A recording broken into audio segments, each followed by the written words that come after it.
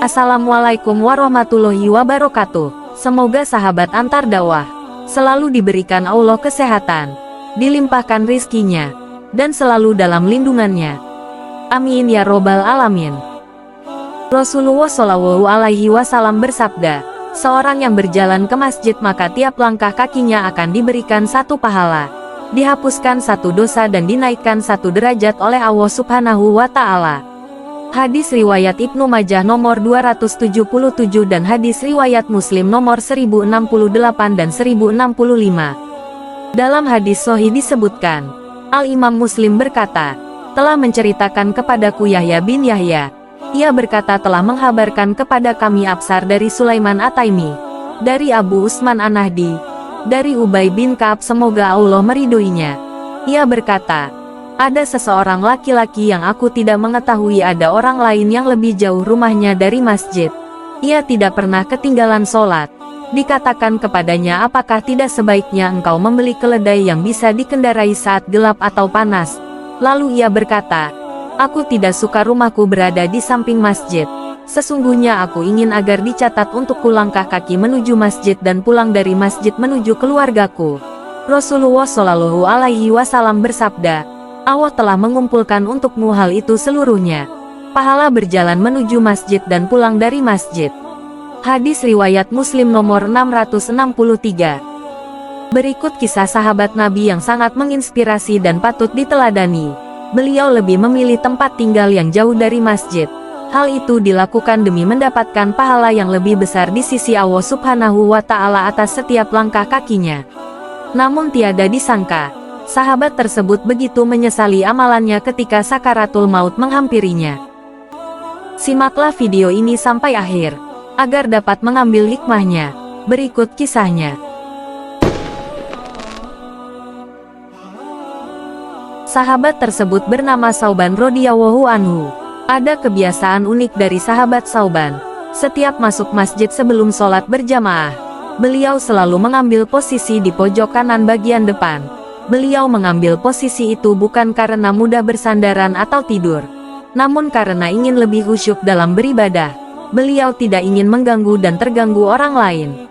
Kebiasaan ini sudah difahami oleh para sahabat bahkan oleh Rasulullah Shallallahu Alaihi Wasallam, bahwa sahabat Sauban selalu berada di posisi tersebut meskipun dalam sholat berjamaah. Suatu pagi, saat sholat subuh berjamaah akan dimulai, Rasulullah Shallallahu Alaihi Wasallam mendapati bahwa sahabat Sauban tidak berada di posisinya sebagaimana biasanya. Rasulullah Shallallahu Alaihi Wasallam pun bertanya kepada jamaah sholat yang hadir ketika itu, apakah ada yang melihat sahabat Sauban? Namun tidak satu pun jamaah sholat yang melihatnya. Sholat subuh pun ditunda sejenak untuk menunggu kehadiran sahabat mulia itu. Namun yang ditunggu belum juga datang. Karena khawatir sholat subuh ditunda terlalu lama dilaksanakan, Rasulullah Shallallahu Alaihi Wasallam memutuskan untuk segera melaksanakan sholat subuh berjamaah. Setelah selesai sholat subuh, Rasulullah Shallallahu Alaihi Wasallam bertanya kepada para sahabat jamaah sholat, apakah ada yang mengetahui kabar dari Sauban? Namun tak ada seorang pun yang menjawab. Lalu Rasulullah Shallallahu Alaihi Wasallam bertanya lagi, apakah ada yang mengetahui di mana rumah Sauban? Kali ini seorang sahabat mengangkat tangan dan mengatakan bahwa dia mengetahui persis di mana rumah Sauban. Rasulullah yang khawatir terjadi sesuatu dengan Sauban meminta untuk diantarkan ke rumah sahabat tersebut. Perjalanan ditempuh dengan jalan kaki oleh Rasulullah dan para sahabat. Perjalanan tersebut memakan waktu yang cukup lama. Kira-kira membutuhkan waktu 3 jam untuk sampai di rumah sahabat Sauban. Sesampai di rumah Sauban, Rasulullah Shallallahu Alaihi Wasallam mengucapkan salam, dan keluarlah seorang wanita sambil menjawab salam Rasulullah Shallallahu Alaihi Wasallam. Benarkah ini rumah Sauban? Rasulullah bertanya. Benar wahai Rasulullah, saya istrinya, jawab wanita tersebut. Bolehkah kami menemui Sauban? Tadi ia tidak hadir sholat subuh di masjid. Dengan berlinang air mata, istri Sauban menjawab, beliau telah meninggal dunia tadi pagi. Beberapa saat kemudian, istri Sauban bertanya kepada Rasulullah Shallallahu Alaihi Wasallam, ya Rasulullah, ada sesuatu yang masih menjadi misteri dan menjadi tanda tanya bagi kami semua. Menjelang kematian suami saya, Beliau berteriak 3 kali dengan masing-masing teriakan disertai satu kalimat. Kami semua tidak paham apa maksudnya. Lalu Rasulullah Shallallahu Alaihi Wasallam bertanya, apa sajakah kalimat yang diucapkan oleh Sauban? Istri Sauban pun menjawab, di masing-masing teriakannya ia berucap, aduh, kenapa tidak lebih jauh? Aduh, kenapa tidak yang baru? Aduh, kenapa tidak semua? Seketika itu pun Rasulullah tersenyum dan kemudian turunlah berita dari langit menghabarkan kepada beliau perihal yang dialami oleh sahabat Sauban saat sakaratul maut. Lalu Rasulullah Shallallahu Alaihi Wasallam menjelaskan kepada keluarga Sauban perihal ucapan yang keluar dari lisan Sauban. Rasulullah Shallallahu Alaihi Wasallam membacakan ayat Al-Quran yang terdapat dalam surat Qaf ayat 22 yang artinya, sesungguhnya kamu berada dalam keadaan lalai dari hal ini, maka kami singkapkan daripadamu hijab yang menutupi matamu, maka penglihatanmu pada hari itu amat tajam. Lanjut Rasulullah Shallallahu Alaihi Wasallam menjelaskan, saat Sauban dalam keadaan sakaratul maut, perjalanan hidupnya ditayangkan ulang oleh Allah Subhanahu wa Ta'ala. Bukan cuma itu, semua ganjaran dari perbuatannya diperlihatkan oleh Allah Subhanahu wa Ta'ala. Apa yang dilihat oleh Sauban dan orang yang sakaratul maut tidak bisa disaksikan oleh yang lain. Dalam pandangannya yang tajam itu Sauban melihat suatu adegan, di mana kesehariannya dia pergi pulang ke masjid untuk sholat berjamaah 5 waktu. Perjalanan sekitar 3 jam jalan kaki sudah tentu bukanlah jarak yang dekat. Dalam tayangan itu pula Sauban diperlihatkan pahala yang diperolehnya dari langkah-langkahnya ke masjid. Dia melihat seperti apa bentuk surga dan ganjarannya. Saat melihat itu dia berucap, aduh, kenapa tidak lebih jauh? Timbul penyesalan dalam diri Sauban.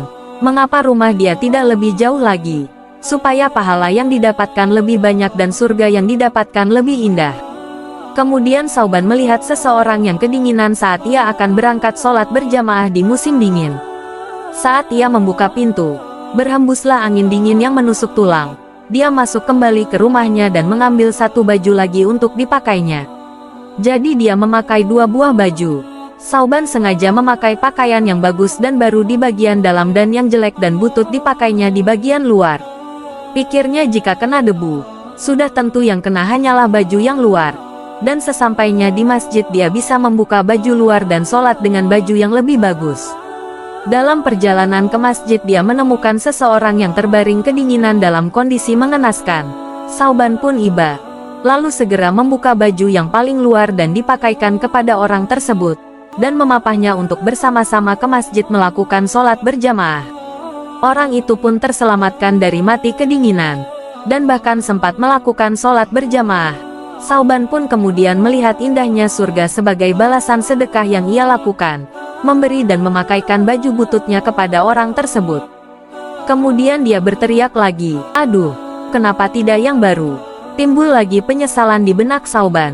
Jika dengan baju butut saja bisa mengantarkannya mendapat pahala yang begitu besar, sudah tentu ia akan mendapat yang lebih besar lagi seandainya ia memakaikan baju yang baru. Berikutnya, Sauban melihat suatu adegan lagi. Saat dia hendak sarapan dengan roti yang dimakan dengan cara mencelupkan dulu ke segelas susu. Ketika baru saja hendak memulai sarapan, muncullah pengemis di depan pintu yang meminta diberi sedikit roti karena sudah lebih 3 hari perutnya tidak diisi makanan.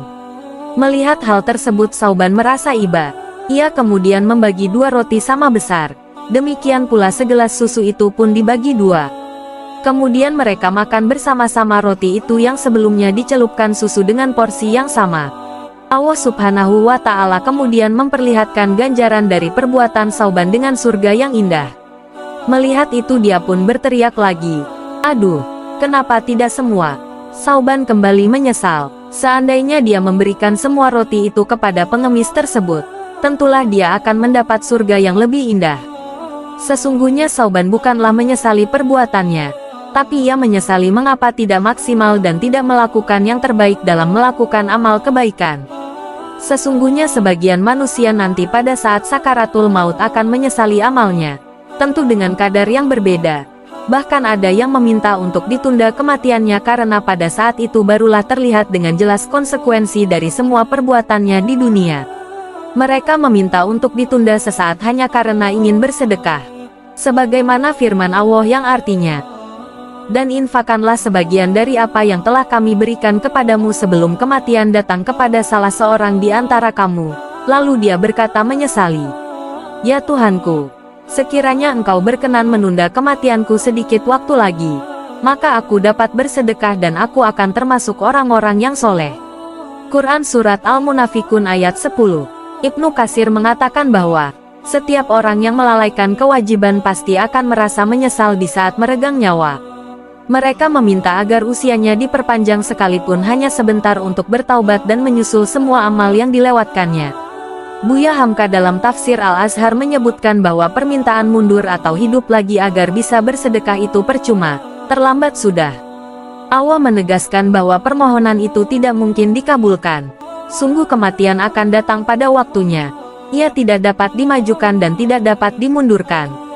Sebagaimana firman Allah yang artinya, dan setiap umat mempunyai ajal batas waktu.